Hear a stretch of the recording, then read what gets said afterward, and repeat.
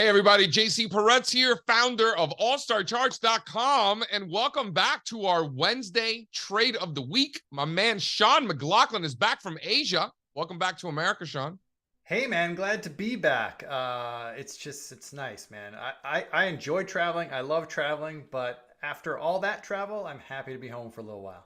Does it make you appreciate being an American, or does it make you think that maybe you could live pretty well in some of these other countries, or maybe a little bit of both?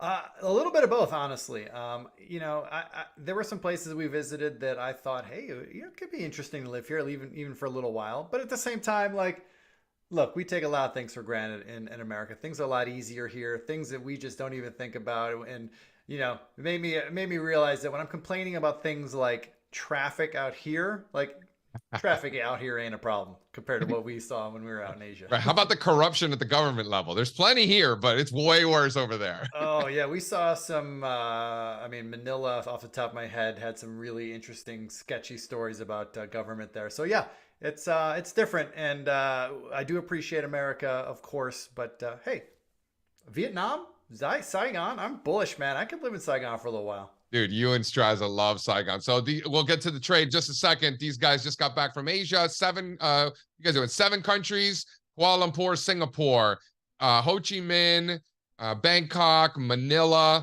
Hong Kong, and Tokyo. And we took a camera crew with them, and I've already seen some of the footage, and it's pretty awesome. So stay tuned for that. All right, let's get into what's going on in the market right now. We're in a situation where the major indexes are stuck below overhead supply. The markets are grinding sideways. We're in a correction, and there's no end in sight in terms of how long this correction is going to last, right? The new highs list peaked a month ago. This is seasonally a very weak time within the cycle after 3 consecutive very bullish quarters, not just seasonally, but actually in reality as well. The market did well in a time that it was supposed to do well. And now the market is acting poorly in a time that the market is supposed to be acting poorly. So we went into today's meeting and I came in all fired up being like, Sean, the VIX hasn't really moved that much, but is there somewhere where we can get paid to play? Is there a sector, an industry, a stock where I was thinking in my head when I was asking that question, more sector industry group, is there an area that volatility is elevated enough that we can sell some premium and collect some income, which we like to do in these sorts of environments? And clearly you were thinking the same thing, huh? Yeah, I came into the meeting definitely of the mind that I wanted to be selling premium.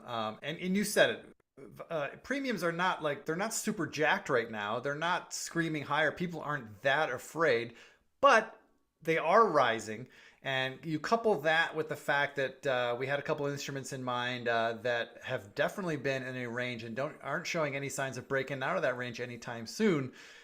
You couple those two things together, and we had a good setup today. And look, I can't claim full credit for this one. You brought Freeport McMoran up earlier this week when we were talking in the meeting, and I've been looking at that, keeping an eye on it this week, and I like it. This thing's been stuck in a range pretty much all year. It's a wide range. But the benefit of that wide range for us is that, the market makers have memory, right? So they're still pricing in some juice in those options that are a little bit further away from the market, the 45 strike and the calls, most importantly, and the 35 strike and the puts. We're able to get some good premium if we sell October options, which is what we ended up doing, JC. We sold a strangle, which is naked options. So we sold the 35 puts and the 45 calls in October, collecting $1.80 for it. And look, if we stay north of 36 and south of 45, this trade will work pretty easily and should work pretty quickly. That's the thought I have. Obviously, if we break those ranges, I don't like to trade anymore, and I'll close it down because we do have undefined risks, so we have to be aggressive closing it if it's not working. Well, when you talk about the wide range, let's get back to that for a second. Because when you talk about the wide range, what does that mean? That means that we can let her dance. Just let her dance, baby. Just dance around. The more dances she does, the faster we get paid, right? So just dance around, churn around. Let those premiums decay, and we'll buy it back for half of what we sold them for, right? It's that simple. Right. There's different schools of thoughts on when you cover short strangles. For me personally, I like to cover them when I could buy them back for half of what I collected.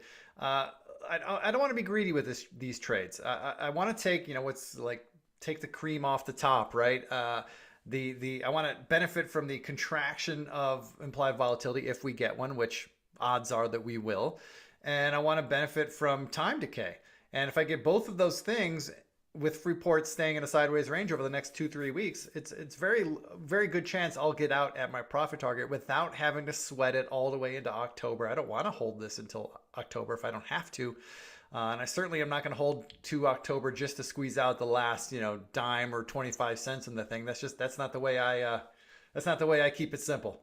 Yeah, no question. And, again, just to keep the math simple, when you're selling these premiums, you're buying it back for half, you could put dollars and cents, forget the amount of contracts that's necessary. You could back into the actual execution of it, depending on where you get filled. But essentially, if you have $100,000, you collect $100,000 in income for selling this strangle, right? The 45 calls and the 35 puts in October for FCX.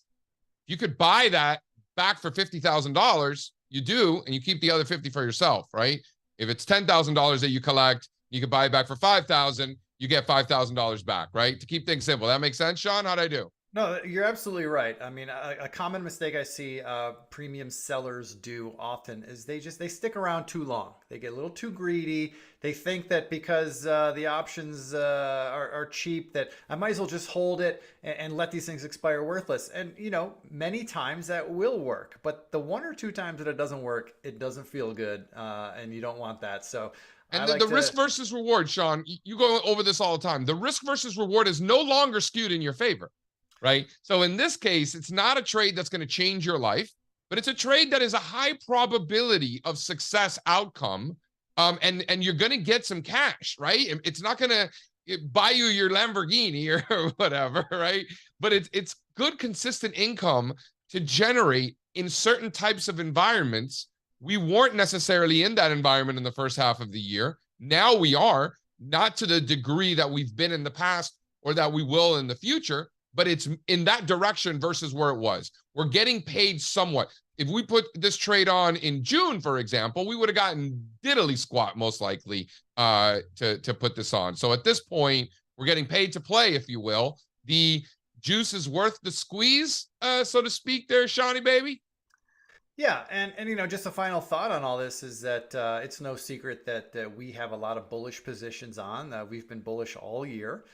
We still have many of them on, and while the market is kind of going through its little corrective phase we're going through right now, one way to help us ride out the volatility of our existing long positions is to have trades like this on that benefit from a sideways market. So I'll be looking for more of these trades for my personal portfolio, just if nothing else, just to balance out what's going on with all my other positions that I have on currently.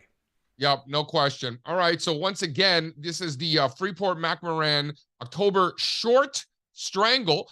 We're selling the FCX October 35-45 short strangle for approximately $1.80 credit. That means that we're naked short an equal amount of both the 35 puts and the 45 calls. This is in October, FCX. I like the trade, Shawnee. All right, buddy. Good catching up with you. We'll be doing it again next week, back on the old regular schedule. Love it. This has been the Options Trade of the Week. I am JC Peretz. This is Sean McLaughlin, and we will see you next week. Take care. Adios.